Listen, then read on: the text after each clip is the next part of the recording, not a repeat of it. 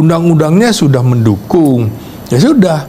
Nah nanti kira-kira kalau nggak mundur sudah periksa tuh, periksa tuh. Nah kira-kira ini sebenarnya udah ancaman yang tidak mampu. Yang tidak mampu itu ya baik di kabinet juga di luar kabinet, termasuk di komisaris BUMN misalnya kan, di instansi kementerian atau lembaga, bisa juga di tempat lain, atau barangkali bisa juga wapres. Lu kalau nggak mampu mundur aja. Nah ini bacanya gitu. gimana, menarik nih. Karena kan yang saya baca juga Bang, itu ex purnawirawan kan juga udah resmi tuh, resmi. masukin ke MPR. Nah, itu jangan-jangan begitu juga, gimana bacaannya Bang? Oke, kan gini ya. Ini episode kedua ya. Iya, udah masuk ini Bang. Oke. Tadi. Oke. Jadi gini ya. Tadinya itu kan ekstra parlementer, ya kan? Kelompok nih. Ini purnawirawan loh, bukan relawan. Iya. Jadi orang yang sudah selesai kerjaannya, sudah selesai dengan dirinya untuk melaksanakan tugas-tugas negara, dia abdi negara, menurut dia bahwa untuk kepentingan negara yang lebih besar, maka sebaiknya wapres mundur. Kan dari tuntutan 8 itu yang menarik adalah kemarin di tanggal 2 Juni ya kan, itu diajukan ke parlemen. Parlemen itu siapa? DPR, DPD, MPR. Jadi ini bahkan Sekjen DPR Indra Iskandar bilang, ini surat sudah langsung kami serahkan pada pimpinan. Oh cepet banget nih, ada apa nih kan? Biasanya lambat betul kan birokrasinya. Ini udah Sekjen ambil alih, sudah diserahkan ke pimpinan DPR. Bayangkan, pimpinan DPR. Artinya apa? Ada gerakan di parlemen dan ekstra parlemen yang nanti akan membackup ini. Jadi seperti saya bilang dulu itu, gerakan ini akan didukung oleh civil society. Ini menjadi titik temu para aktivis, para akademisi, juga politisi yang melihat bahwa Gibran dianggap tidak kompeten dan tidak layak meneruskan jabatan. Bisa nih titik temunya di situ. Dan para aktivis saya lihat kok mulai bersemangat lagi gitu loh, begitu ada isu ini. Yang menarik, dari 8 isu atau tuntutan yang diajukan FPP TNI, Forum Purnawirawan Prajurit TNI ini, dia yang diajukan ke parlemen adalah poin ke-8, pemakzulan Gibran. Ini titik temu. Kalau dia bicara usulan pertama kembali ke Undang-Undang Dasar 45, barangkali banyak perdebatan, tapi dia ambil ini poin ke-8. Tapi di parlemen kan pasti akan mentok orang. Koalisinya itu 81% lebih loh itu. Betul. Koalisinya siapa 81%? Kim, Koalisi Indonesia Maju ya. Itu kan 81% ini. Oh, di luarnya cuman Banteng aja kan?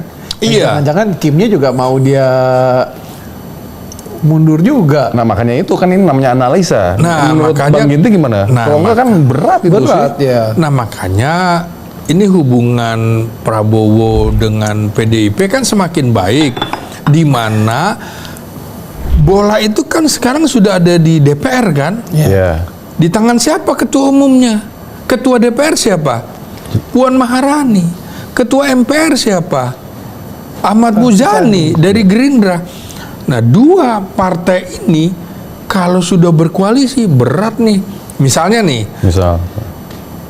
Gerindra tidak dapat dukungan dari koalisi Indonesia Maju, ya udah dia gabung saja sama PDIP. Loh, jadi kuat juga kan, 16% ditambah 11%, dan saya kira karena Prabowo itu menjadi presiden akan ikut Bung semuanya. Akan ikut. Jadi bisa 100% dikuasai. Termasuk si Partai Kuning ini. Kan ada gatekeeper-nya nih si Bahlil kan terkenal deket banget. Ini kan 81% ditambah PDIP ya sekitar 100%. Kan kira-kira seperti itu dengan yang lain-lain. Maka udah 100%, apa kata Prabowo sebagai kepala negara, kepala pemerintahan akan ikut. Jadi siapa ya angin itu akan melihat siapa yang sedang berkuasa. Saya kira ini walaupun tidak mudah, prosesnya itu bisa sampai sekitar 6 bulan karena 120 hari. Misalnya ini dirapatkan di DPR 2/3 dukungan 2/3 ya.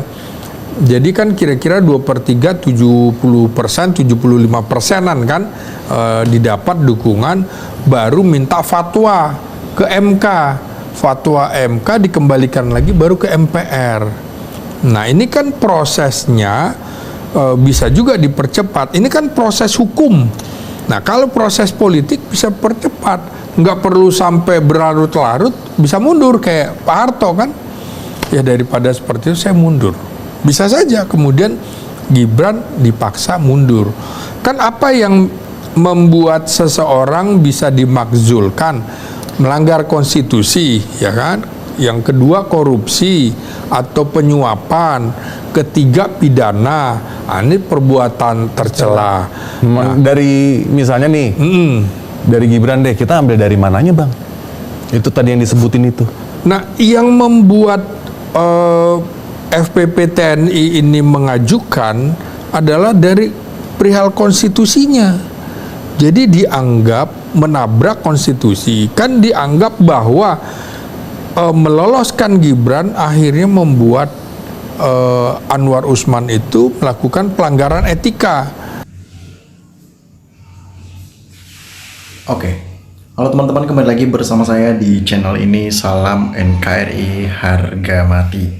Teman-teman, dalam video ini kita telah mendengarkan sebuah cuplikan video yang disampaikan oleh Slamet Ginting. Tentunya masyarakat senang ketika ada banyak orang-orang yang memberikan edukasi-edukasi yang sangat menarik, apalagi isu yang tetap viral dan di framing di media sosial, yaitu akun Fufu Fafa. Sebelumnya kita ketahui bahwasanya akun Fufu Fafa adalah akun yang dimana menghina presiden, ya, presiden saat ini, menghina beberapa oknum artis. Itu artinya pemilik akun tersebut mempunyai dendam tersendiri terhadap presiden kita, sehingga kalau ditelusuri itu akun bisa dikatakan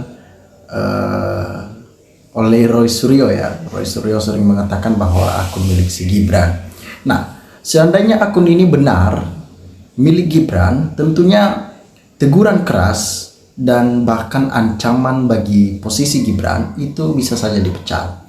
Dikarenakan bagaimana bisa ketika Gibran tidak bisa menerima keberadaan Prabowo dalam kabinet Merah Putih ataupun sebagai atasan dalam melanjutkan visi misi negara ini 5 tahun ke depannya. Sehingga Prabowo harus tegas dalam hal ini supaya tidak hanya sekedar coba-coba ataupun main-main untuk memajukan negara ini, tetapi mereka harus memprioritaskan apa yang menjadi kepentingan masyarakat. Ya, saya akan bacakan beberapa komentar, ya, komentar yang sangat luar biasa disampaikan di sini. Kita rakyat Indonesia menginginkan yang terbaik, masih banyak anak muda yang punya kompeten. Gibran saat itu seandainya bukan anak presiden, tidak akan ada yang ngelirik. Ya, artinya Gibran bisa menang hanya karena kedudukan Jokowi yang dikala itu sebagai presiden, sehingga karpet merah diberikan kepada anaknya dan berbagai macam negosiasi kepada pejabat-pejabat yang lain dan memberikan jalan keluar bagi Gibran sehingga lolos menjadi wakil presiden di kala itu. Tentunya masyarakat tidak akan lupa dengan momen-momen seperti itu. Masyarakat selalu mengingat bagaimana perjalanan demonstrasi di kala itu, masyarakat turun ke jalan, tetapi apalah daya kita sebagai masyarakat biasa yang hanya bisa menyuarakan dan berkoar-koar di tengah jalan. Ya, pejabat-pejabat yang ataupun oknum tertentu yang sudah disetting oleh seorang Mulyono untuk meluruskan dan memuluskan semua rencana-rencana ataupun niat-niat liciknya untuk memajukan anaknya, ya, sebagai wakil presiden. Disampaikan di sini penjelasannya benar-benar membuka jalan. Proses pemakzulan Wapres Gibran tinggal bagaimana menindaklanjuti dari badan legislatif.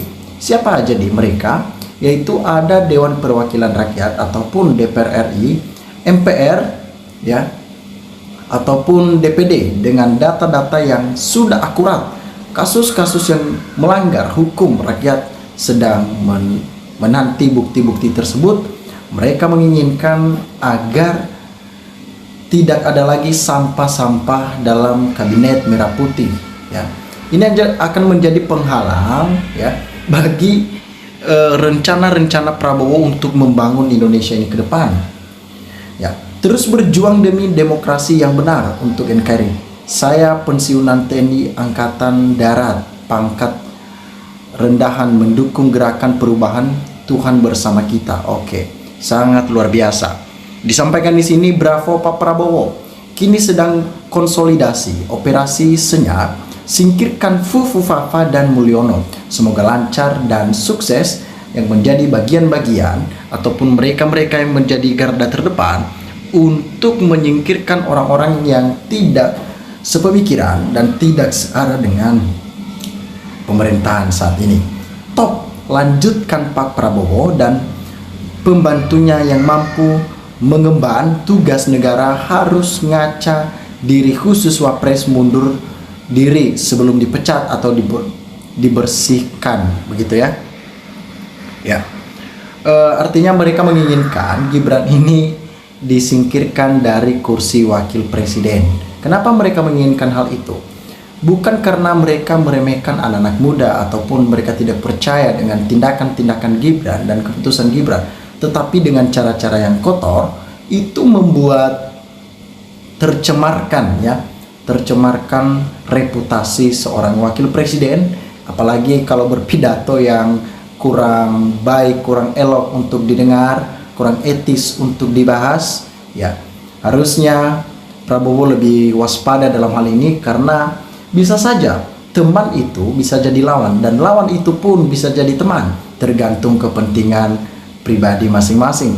Disampaikan lagi di sini komentar terakhir saya akan bacakan bersama-sama terhadap kita, yaitu yang terhormat Bapak Presiden Prabowo, segera amankan posisi Bapak dari tikaman senyap para maling. Demi Tuhan, selamatkan negeri ini dari kehancuran. Semoga Bapak Prabowo dapat menyelesaikan semuanya ini bersama dengan stafnya, bersama dengan pembantu-pembantu presiden dan beberapa jajaran-jajaran yang memang dinilai itu akan pro kepada Presiden Prabowo Subianto.